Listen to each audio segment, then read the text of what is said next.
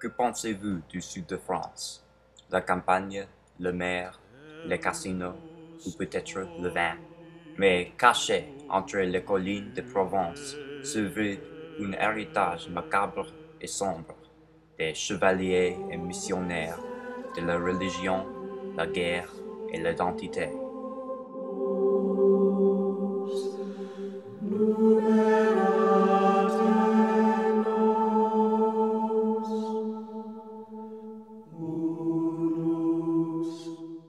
C'est dit qu'en l'an 1860, seulement 52% de la population française parle français. Il y a encore des grandes régions qui maintiennent des langues locales.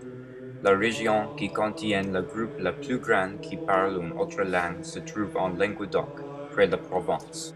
Là, on parle l'occitan, une ancienne langue qui partage plus avec le catalan et le latin que le français. Cette langue donne à la région son nom, car en occitan on dit O au lieu de oui.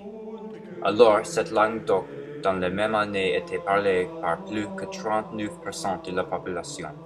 Mais par 1992, l'occitan était parlé par moins que 7% de la France. Que l'occitan était tellement répandu prend son source dans le Moyen-Âge. La France médiévale était un pays assez très petit, en tenant seulement la campagne autour de Paris et plusieurs vassaux dehors. Au ouest se trouve la terre anglaise, le duché d'Aquitaine, et au sud, le comté de Toulouse, où on parle la langue d'oc.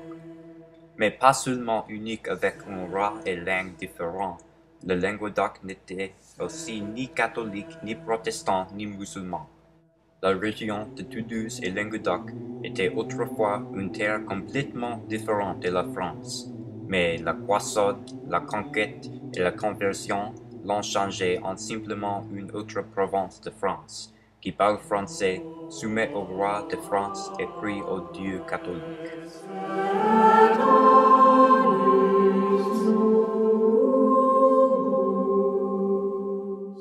Ils disent, nous sommes les pauvres de Christ, qui n'a pas de demeure, qui fuient en déplacement comme les moutons parmi les loups, qui sont persécutés comme les apôtres et les martyrs, en dépit du fait que nous menons une vie très stricte et sacrée, en préservant jour et nuit dans les jeûnes et l'abstinence, dans la prière et dans le travail dont nous ne cherchons que les nécessités de la vie.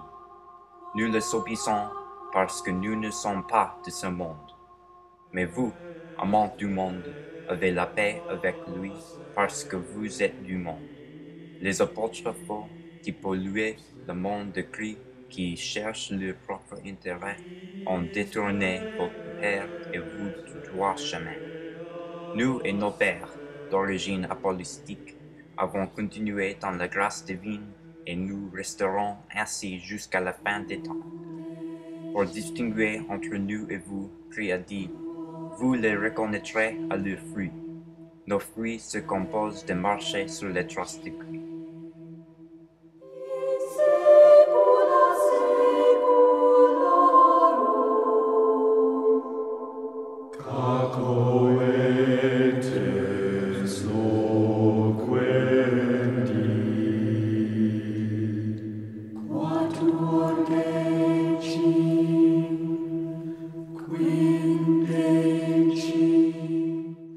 Pendant le XIIe siècle, un petit groupe de Byzance a voyagé par l'Allemande à l'Occitanie, où on parle occitan.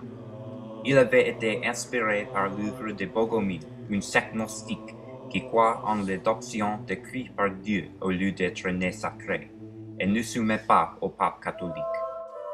Ces voyageurs sont arrivés à Cologne en 1143 et à Toulouse dans l'an après, en établissant leur religion où ils sont restés. En 1167, au concile de Saint-Félix, l'évêque Bogomil de Byzance, Nicéta, a ordonné 6 autres évêques européens, dont 4 créeraient de nouvelles églises, en Albi, Toulouse, Carcassonne et Agen. Cette église s'ouvrait en foi nouveau, le catharisme. Les cathares croyaient en le dualisme, que l'univers est divisé entre le monde spirituel qui a été créé par Dieu et le monde physique qui a été créé par le démiurge Satan. Les Cathars croyaient fortement que toute la terre est mauvaise, inhabitée par l'esprit du diable. Alors, ils détestaient le matérialisme, l'avarice et l'argent, qui distraient les hommes de leur prière et les corrompent. Ils regardent l'autorité civile comme le royaume de Satan, et alors ils rejetaient les institutions officielles, sauf l'Église cathare et le domaine d'un bon roi. Ils promouvaient l'ascèse et ils s'efforçaient de la perfection au moyen de refuser les choses matérielles. Ils soutenaient leur croyance avec l'évangile de Jean qui lit « Ce qui est né de la chair est chair, et ce qui est né de l'esprit est l'esprit ». Les Cathars dédaignaient l'Église catholique, qu'ils voyaient comme une organisation très corrompue et avaricieuse. Il y a beaucoup de disputes entre les deux églises, mais le plus important était que les Cathars rejetaient le baptême et aussi l'Eucharistie, en disant que l'Esprit de Jésus ne pouvait pas être attrapé dans un objet physique, comme l'eau ou le pain, parce que son esprit était sacré et les objets étaient profanes. En fait, il y avait seulement un sacrement dans la religion cathare, le consolamentum, qui veut dire consolation. Le consolamentum était le rituel où un homme ordinaire deviendrait un parfait, un prêtre cathare. Les Cathars croyaient que l'homme était un ange sacré attrapé dans une prison de la chair profane. Et le consolamentum signifie quand cet esprit a été relâché de ses péchés et pouvait se lever au ciel. Si on ne recevait pas le consolamentum avec la mort, les Cathars croyaient qu'on se réincarnerait. On pouvait se réincarner comme un homme ou une femme également, et alors les Cathars maintenaient l'égalité des sexes. Les femmes pouvaient devenir des prêtres, quelque chose qui fâchait les catholiques beaucoup. La société cathare était divisée en deux classes. Les parfaits, ou les bonshommes, comme les Cathars s'appelaient, étaient les prêtres, qui vivaient des vies complètement sans possession. Ils adhéraient strictement aux lois cathares, et ils voyageaient entre les villes de la campagne en prêchant à la public. Les Cathars détestaient le rapport sexuel, et alors les parfaits étaient complètement abstinents et ne pouvaient pas se marier. Pour réduire la chance de tentation, les parfaits voyageant en groupe de deux personnes du même sexe. Cet acte a causé les catholiques de les accuser faussement de l'homosexualité. La viande, qui est le produit du rapport sexuel entre les animaux, était interdite pour les parfaits, et aussi les œufs et le lait. En essence, les parfaits étaient le premier végan, mais pour des raisons très différentes aujourd'hui. Les parfaits, cependant, mangeaient du poisson, parce qu'en le Moyen-Âge, on croyait encore que le poisson reproduise par la génération spontanée. Les crédents étaient la classe plus basse, qui comprenait la population générale. Les crédents ne devaient pas adhérer aux règles strictes du catharisme. Les crédents pouvaient se marier, manger de la viande et avoir des maisons, mais ils devaient admirer les parfaits supérieurs et les imiter pour montrer leur piété. Quand un crédent a reçu le consolamentum, il est devenu parfait. Par l'an 200, il y avait environ 100 000 Cathars et millions plus qui les soutenaient.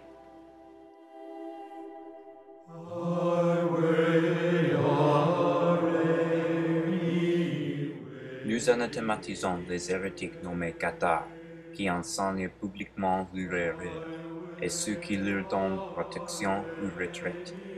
Ils permettent même de prendre les armes contre eux et reçoivent ceux qui les attaqueront sous la protection de l'Église, comme ceux qui visitent le Saint-Sépulcre. En 1179, le pape Innocent III a ordonné au troisième concile du Latran que le catharisme est l'hérésie, et il a envoyé des légats papaux au Languedoc pour convertir les Cathars au catholicisme. Mais en partant, le légat Pierre de Castelnau a été tué en janvier de 1208, et l'église soupçonne Raymond VI, le comte de Toulouse. Raymond a été excommunié, et le pape a ordonné une croisade contre les Cathars. En 1209, l'armée de l'Église, sous Arnaud Amalric, tenant 10 000 soldats, a rencontré Raymond Roger de Trinquevel, le vicomte de Carcassonne, et alors le vassal de Raymond de Toulouse, à Montpellier, où il rejette son offre de paix. Amalric avance à Béziers et prépare un siège du château. En préparant, des citoyens de Béziers partent de la ville et commencent à arrêter les soldats. En réponse, les croisés entrent la ville et commencent à massacrer la population. Pendant le carnage, un croisé se présente à Amalric et dit qu'il craint qu'il y ait des catholiques dans la ville avec les hérétiques, et quand on va tuer quelqu'un, un hérétique peut prétendre d'être catholique. Amalric lui répond: « Tuez-les tous, Dieu reconnaîtra les siens. » Ces mots montreraient le précédent pour la guerre. Prochaine, l'armée, maintenant sous le baron Simon de Montfort, avance à Carcassonne, où Raymond Roger de Trinquevel se trouve. Simon de Montfort y assiège le château, et après d'avoir coupé la ville de ses sources d'eau, Raymond Roger se rend à Montfort. Raymond Roger est emprisonné, et bien que le cathare dans la ville soit permis de vivre, il doit partir de Carcassonne sans aucune possession. Simon de Montfort maintenant marche par le Languedoc propre, en prenant les villes de Fanjeaux, Alzon et Mirepoix en 1209 et Séverdon en 1212. Il tente d'assiéger les fameux châteaux de Lastur, les 4 grandes villes de Cathare dans les montagnes, mais c'est un échec, montrant que les Cathares sont assez résistants. À Bron, Simon de Montfort prend une centaine de Cathares et fait couper les yeux, les oreilles et les nez avant de les envoyer dans la ville pour mettre en exemple. Montfort prend Menhir avec l'usage d'un trébuchet massif qui s'appelle la Malvoisine, et aussi prend terme après un siège qui dure 4 mois. Au fin de la siège de Minerve, Montfort brûle plus que 140 parfaits, le premier incident de brûler des hérétiques en histoire. Simon, en 1211, réussit de capturer les châteaux de Lastur, et puis assiège la ville de Lavaur après que son vassal Émery de Montréal le trahit. Là, le comte de Foix joint la guerre et détruit les auxiliaires de Montfort à la bataille de Mongy. Quand Montfort prend Lavaur, il prend le baron de Montréal, il fait lapider sa sœur au fond d'un puits, et il fait brûler vif 400 parfaits. Après avoir perdu la ville de Castelnaudary à Raymond VI, comte cathare de Toulouse, et son nouveau allié, le comte de Foix, Simon de Montfort doit mater des rébellions dans ces régions vaincues, aussi en encerclant la ville de Toulouse, capitale du monde cathare. Pierre II, le roi espagnol d'Aragon, était le suzerain officiel de Toulouse et le comte Raymond était son vassal. Pierre alors, après le siège de Castelnaudary, déclare officiellement son protection sur le Languedoc. Il mène une armée espagnole à Muret en 1213 où il rencontre Raymond VI de Toulouse, le comte de Foix et le comte de Comminges, un nouveau allié. Là, il lutte contre Simon de Montfort, mais Pierre est tué pendant la bataille, et ça sert d'être une grande victoire pour Montfort, qui prend Foix, Comminges et Narbonne. L'an prochain, l'Église termine la croisade, et en dépit de la protestation de Raymond VI et son fils, Raymond VII, au 4e concile de Latran en 1215, le pape Innocent III a donné toute la terre en Languedoc et Provence à Simon de Montfort, et Raymond est exilé. En 1216, Raymond VI se cache en Jean, envoie son fils, Raymond VII au Beaucaire, qui n'avait pas été donné à Montfort. Il y entre aux applaudissements des citoyens. Montfort essaie d'assiéger la ville, mais il y a tellement de l'esprit qu'il échoue. Les nouvelles d'échec de Montfort à Beaucaire inspirent une révolte à Toulouse. Raymond VI rentre à la cité et prépare ses défenses, et quand Simon de Montfort y arrive, les Toulousains sont bien défendus. La siège, l'apogée de la guerre, dure une année complète. En 1218, les Languedociens mènent une sortie pour détruire un agent de siège de Croisé. Pendant le millet suivant, Montfort voit le cheval de son fils, qui de Montfort tombe. Quand il marche à lui pour l'aider, un projectile d'un trébuchet toulousain prend Simon de Montfort à la tête et le tue. Un autre fils de Simon, Amaury de Montfort, hérite la croisade, mais il est moins capable que son père et la siège de Toulouse est terminé rapidement en échec. C'est ici que, par la requête du pape, le prince de France, Louis VIII, joint Amaury de Montfort en Languedoc. Avec son assistance, Amaury prend la ville marmande après un siège qui dure un an et il massacre la population. Mais après un autre échec à Toulouse, Louis rentre à Paris et laisse Montfort seul au sud. Même après la mort de Raymond VI de Toulouse, Amaury ne peut pas gagner aucune ville. Il perd Castelnaudary en 1220, Fanjou, Limoux et Pius en 1222, et puis Mirepoix en 1223. Laissé avec seulement 3 villes, Carcassonne, Minerve et Pendengenais. Montfort cède toute la terre à Louis VIII, maintenant le roi, et quitte la croisade. Avec une nouvelle armée, Louis envahit le Languedoc de nouveau.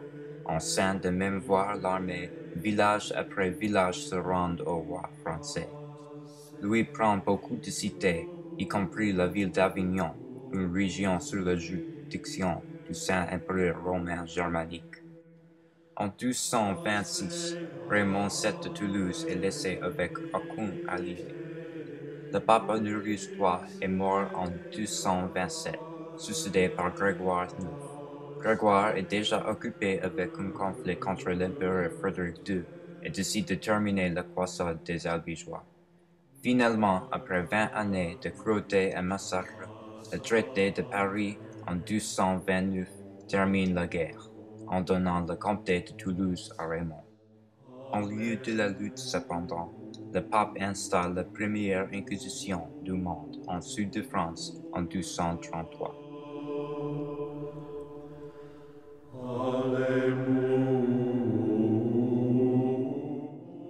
Vaincre en paix est si simple, mais tuer en religion prend beaucoup de temps. Juste avant la fin de la croisade, Honorius III a créé l'ordre des prêcheurs, aujourd'hui connu sous le nom des Dominicains. Les Dominicains, aux Jacobins, voyageaient ville à ville, en déterminant si chaque homme, femme et enfant était suffisamment catholique. Les Jacobins avaient déjà réussi à exterminer les Cathares allemands et lombards, et les Cathares languedociens seraient le prochain. En 1242, le comte de Foix, qui n'avait rien reçu dans le traité, a commencé une révolte avec Raymond VII et il a massacré les inquisiteurs dominicains à Avignonnais. En échec, l'Église répond en assiégeant les 3 derniers châteaux cathares. La siège infâme de Montségur dure 10 mois, en finissant en 1244, quand les soldats catholiques ont exigé que les Cathares se rendent et abjurent leur foi. Ils ont commencé de conduire en bûcher, quand les 215 parfaits ont marché du château directement au feu. Ce était la population totale de Montségur, sauf 3 hommes qui s'étaient mystérieusement évadés pendant la nuit avec un trésor inconnu. En 1255, les châteaux de Caribou et Niort-des-Eaux sont tombés, qui signifie la fin de la civilisation cathare. Les Dominicains continuaient à chercher les Cathares en Languedoc. Quand ils sont arrivés dans un village nouvel, ils rassemblaient toutes les personnes soupçonnées et ils les emprisonnaient sans leur dire pourquoi. En prison, les Jacobins les interrogeaient à leur plaisir, jusqu'à ce que l'accusé admette qu'il était cathare ou que quelqu'un d'autre était cathare. Puis, avec leur hérétique, les inquisiteurs lui donnaient un procès rapide et probablement faux, avec le jugement qui variait de la répétence à la confiscation de la propriété à la mort. Des centaines de cathares étaient brûlés pour l'hérésie, mais la plupart simplement abjuraient. Tous les cathares dans l'Inquisition devaient porter une croix jaune sur la chemise. Le dernier parfait, Guillaume Bélibaste, a été brûlé en 321.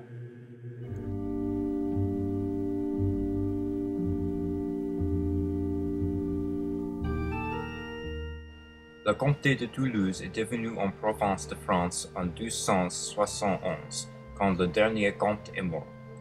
Mais même sous le règne du roi français et plus tard le président, le Languedoc reste assez autonome. Les gens parlent encore l'occitan et le gouvernement et la culture étaient très locales. Pendant le XIXe siècle, le résultat de la nationalisme et l'ethnocentrisme, la France commençait à désirer solidifier la culture française. Ça voulait dire que tous les langues et cultures qui n'étaient pas ceux des Parisiens devaient s'en débarrasser. Ça commence directement après la Croisade, quand l'université de Toulouse était construite en 1229 pour assimiler les Languedociens, et continue en 1539 avec l'institution de le français comme la langue officielle du gouvernement par le roi François I. Mais ce conflit, commençant vers 1850, est devenu bientôt le linguicide. Jules Ferry, le premier ministre de France qui a créé l'éducation libre, obligatoire et séculaire, a écrit dans ses lois qu'on ne doit que parler français en école. Il et ses ministres voulaient diminuer l'indépendance des régions autonomes de la France en confisquant leurs langues, spécialement le basque, le breton et l'occitan. En Languedoc, ces politiques de tuer l'occitan sont devenues connues sous le nom de la vergogne, le mot occitan pour long. La vergogne se trouvait dans l'école, où les enfants qui parlaient le patois étaient battus par le professeur ou devaient porter le symbole, un sabot en bois autour du cou. Les enfants devaient entendre pour les autres qui parlaient le patois et le lui donner, et à la fin du jour, celui qui le porte était battu. Mais la vergogne se trouvait aussi dans les bureaux, les fermes et les usines, où les hommes pouvaient perdre le travail pour parler en occitan. C'était dans cette manière que l'occitan a pratiquement disparu. Mais la résistance contre la vergogne était conduite par Frédéric Mistral, un poète occitan qui essayait de renforcer et préserver la langue de sa patrie. Avec des autres auteurs, Mistral a fondé en 1854 le Félibrige, une société culturelle qui promouvait l'occitan. Le Félibrige avait beaucoup de membres et il a encore beaucoup de pouvoir aujourd'hui dans l'Occitanie et il organise des événements et fêtes culturelles en occitan. En 1904, Frédéric Mistral a reçu le prix Nobel de la littérature pour l'importance de ses œuvres occitan. L'occitan est devenu légal de nouveau en 2008, suivant les amendements constitutionnels signés par Nicolas Sarkozy, mais la vergogne est encore un sujet tabou et le gouvernement nie qu'elle se soit passée.